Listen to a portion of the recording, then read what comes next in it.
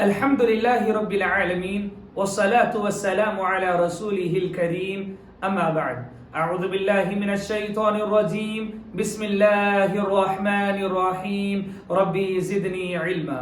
عزیز بھائیوں، اللہ رب العالمین نے ہم انسانوں کو پیدا فرمایا. انسانوں کے درمیان رشتہ داریاں ہوتی ہیں، لیکن کیا آپ کو معلوم ہے کہ اس کائنات کا سب سے پہلا رشتہ میاں اور بیوی کا رشتہ تھا. اس سے پہلے کوئی رشتہ رب العالمین نے انسانوں کے درمیان نہیں بنایا. جب رب تعالی نے آدم علیہ السلام کو پیدا کیا تو ان کے لیے ان کی بیوی کو بنایا تاکہ آدم علیہ السلام اس بیوی سے راحت پائیں، اس بیوی سے اطمینان پائیں. اس رشتے کی بڑی فضیلت کتاب و سنت میں وارد ہوئی. چنانچہ رب تعالی نے اسی رشتے کی اہمیت کو بیان کرتے ہوئے فرمایا وَلَقَدْ أَرْسَلْنَا رُسُلًا مِّن قَبْلِكَ وَجَعَلْنَا لَهُمْ أَزْوَاجًا وَذُرِّيَّةً کہ رب تعالی نے جتنے نبیوں کو بھیجا، جتنے رسولوں کو بھیجا، ان تمام کی بیویاں ہوا کرتی تھی، ان تمام کے بچے بھی ہوا کرتے تھے. نبی علیہ السلام نے کئی ایک نکاح کیے، اور جب صحابہ اکرام رضوان اللہ علیہ مجمعین میں سے کسی کے بارے میں یہ معلوم ہوا کہ وہ شادی نہ کرنے کا عزم کر چکے ہیں تو آپ نے انہیں ڈانٹتے ہوئے، زجر و توبیخ کرتے ہوئے کہا النکاح من سنتی فمن رغب عن سنتی فلیس منی، کہ نکاح یہ میری سنتوں میں سے ہے. اور پھر یہ بھی فرمایا تھا فَمَن رَغِبَ عَن سُنَّتِي فَلَيْسَ مِنِّي، جو میری سنتوں سے اعراض کرے گا وہ مجھ سے نہیں.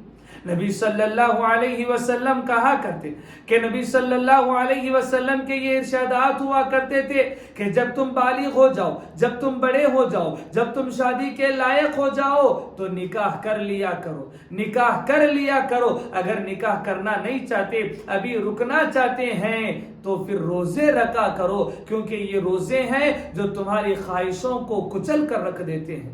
یہ نکاح کی برکتیں ہیں، نکاح کی برکتیں ہیں کہ پیارے نے اللہ رب العالمین نے قرآن مجید میں فرمایا ان یکونوا فقراء یغنیہم اللہ من فضلی، کہ مال نہیں ہے، دولت نہیں ہے، پیسہ نہیں ہے، نکاح کر لو، اللہ رب العالمین اپنے فضل سے تمہیں مالدار بنا دے گا. اللہ اپنا فضل تم پر نازل فرمائے گا، رب کی رحمتیں، رب کی جانب سے برکتوں کو تم پالو گی صرف نکاح کی وجہ سے. نکاح کا ایک معیار ہوتا ہے، اس معیار کو بھی آج ہم جانچ لیتے ہیں. سب سے پہلے جانیں گے کہ اگر ہم لڑکے ہیں تو لڑکی کا انتخاب کیسے کریں، کس معیار کی لڑکی ہمارے لیے بہتر ہو سکتی. پیارے نبی صلی اللہ علیہ وسلم کا فرمان تنکح المرأة لأربع لمالها ولجمالها ولحسبها ولدینها، کہ ایک عورت سے نکاح 4 وجہوں سے کیا جاتا ہے. یا تو اس کے مال کو دیکھ کر کیا جاتا ہے، یا اس کی خوبصورتی کو دیکھ کر کیا جاتا ہے، یا اس کے حسب اور نسب کو دیکھ کر کیا جاتا ہے، یا پھر اس کی دینداری کو دیکھ کر کیا جاتا ہے. نبی صلی اللہ علیہ وسلم نے ہمیں نصیحت کرتے ہوئے کہا کہ دیندار لڑکی کو منتخب کرنا ہے، دیندار لڑکی کا انتخاب کرنا ہے، کیونکہ یہ دیندار لڑکی تمہاری زندگی کا سکون بنے گی، تمہاری زندگی کا اطمینان بنے گی، تمہاری زندگی میں راحتوں کو لے کر آئے گی. اگر دیندار لڑکی کے علاوہ کسی اور لڑکی سے نکاح کرتے ہو جو بے دین ہے، جو دین سے، اسلام سے دور ہے، تو یاد رکھیں زندگی کی سب سے بڑی غلطی کر رہے ہو. مصیبتوں میں رہو گے، پریشانیوں میں رہو گے، اپنا سر پکڑ کر پیٹو گے کہ ہائے میں نے شادی کیوں کر لی، پریشان ہو جاؤ گے. اگر نکاح کیا دیندار خاتون سے تو زندگی تمہارے لیے خوشیاں اور راحتیں لے کر آئے گی. شادی کے بعد تمہارے لیے ضروری نہیں ہے کہ تم کتنے بڑے عالی شان محل میں رہتے ہو. شادی کے بعد یہ ضروری نہیں ہے کہ تم کتنی عمدہ کار میں پھرتے ہو. شادی کے بعد یہ ضروری نہیں ہے کہ تم کتنا عمدہ سوٹ اور کپڑے یا جوتے پہنتے ہو. اگر بیوی پریشان کرنے والی ہوگی نا، یہ تمام چیزوں سے راحت ملنے والی نہیں ہے، ان تمام چیزوں سے اطمینان ملنے والا نہیں ہے۔ بڑے بڑے محلات میں، عالی شان کاروں میں بھی لوگ ڈپریشن کا شکار ہو جاتے ہیں، وہیں پر آپ غریب ہیں، آپ فقیر ہیں، جھوپڑی میں رہتے ہیں، پہننے کے لیے صحیح سے کپڑے نہیں ہیں، سائیکل پر پھرتے ہیں آپ، لیکن بیوی آپ کی اچھی ہے، تو پھر یاد رکھے زندگی میں خوشیاں ہی خوشیاں نظر آئے گی، اطمینان ہی اطمینان نظر آئے گا۔ یہ سب سے پہلا کہ دیندار لڑکی کو منتخب کرے۔ دوسرا یہ کہ زیادہ پیار کرنے والی کو پسند کرے، اتنا کہ اپنے باپ سے زیادہ، اپنے بھائی سے زیادہ، دنیا کی تمام چیزوں سے بڑھ کر وہ تمہیں چاہنے والی ہو، وہ تمہیں پیار کرنے والی ہو۔ پیارے نبی صلی اللہ علیہ وسلم نے یہی کہا نا، تزوج الودود والولود، کہ زیادہ چاہنے والی سے شادی کیا کرو، بہت چاہتی ہو۔ اور تیسرا یہ کہ زیادہ بچے جننے والی عورت، اگر کسی عورت، کوئی عورت یہ اپنا ذہن بنا چکی ہے کہ ہم دو ہی بچے پیدا کریں گے، ہم ایک ہی بچہ پیدا کریں گے، ہم 3 ہی بچے پیدا کریں گے، مت کرے نکاح اس سے، نہ کرے نکاح۔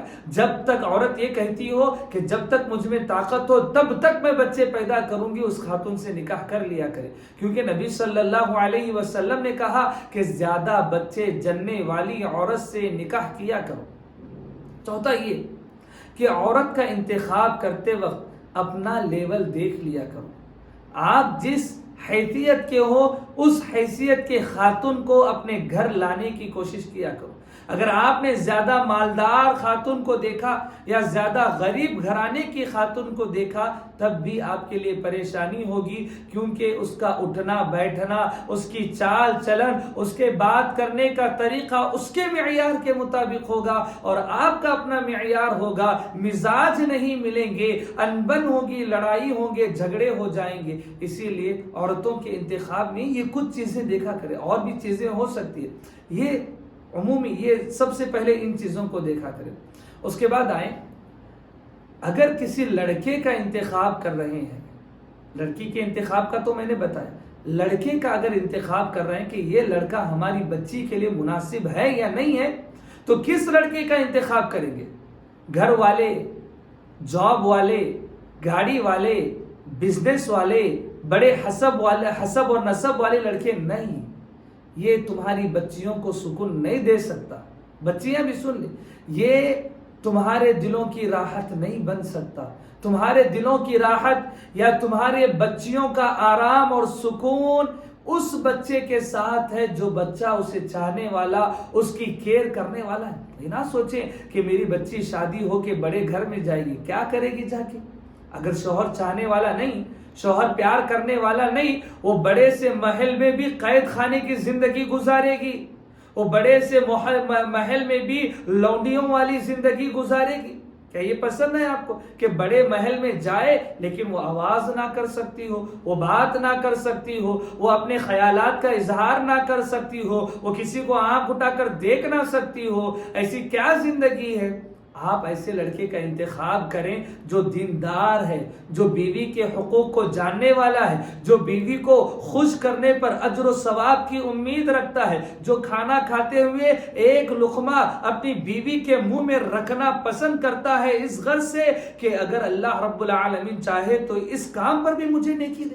پیارے نبی صلی اللہ علیہ وسلم نے کہا، اور یاد رکھیں بیوی کو لقمہ کھلانے والے لقمہ کھلائیں تب بھی نیکی ہے۔